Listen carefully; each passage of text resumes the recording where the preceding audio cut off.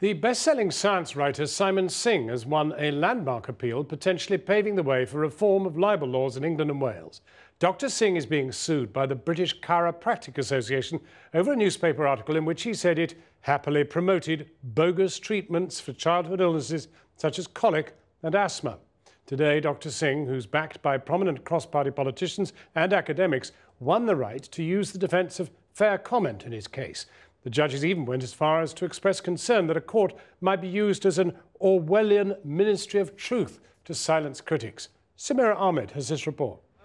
Dr. Singh recently said libel law is more complicated than particle physics. He should know. The best-selling author of Fermat's Last Theorem and critic of alternative medicine has spent tens of thousands of pounds of his own money since the British Chiropractic Association decided to sue him personally, not the Guardian newspaper where he wrote his critical article 2 years ago. Today, the appeal court overturned a judgment that his assertion that the BCA happily promotes bogus treatments was fact, not opinion, allowing him to claim the defence of fair comment. The judges are clearly unhappy with how libel laws can impact on discussion, how essentially this libel suit has quashed debate about chiropractic to a large extent. Secondly, I think they're particularly unhappy about the way scientific discussion can be quashed silenced by libel laws. In a strongly worded judgment, 3 of the most senior judges in the land said the British Chiropractic Association's litigation had almost certainly had a chilling effect on public debate. They said it gave the unhappy impression that the BCA was trying to silence one of its critics. The judgment quoted Milton, describing Galileo grown old, a prisoner of the Inquisition, for thinking in astronomy other than his church licenses thought. That is, they said, a past to which we ought not to come again.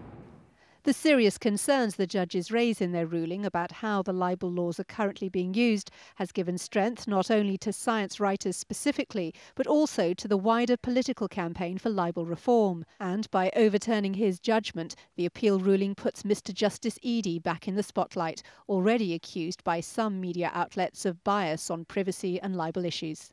Suddenly, after 2 years of fighting an uphill battle, we've now at least got the win behind us. And of course, this could go on for another 2 years. And that's, again, the utterly ridiculous thing about libel laws.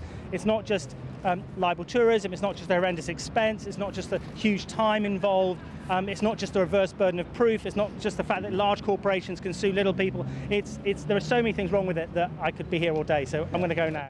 The British Chiropractic Association, which represents about half of all practitioners, said it had only brought the claim to uphold its good name and integrity.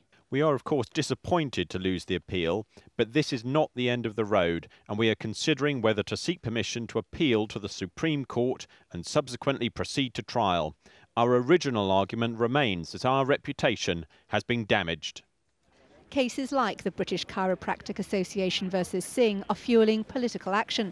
The Justice Secretary Jack Straw is tabling a statutory instrument in the Commons next Wednesday, which would cap the exceptionally high success fees lawyers can charge in libel actions, tackling the attractiveness to wealthy foreign companies and individuals of suing for libel in English courts, so-called libel tourism.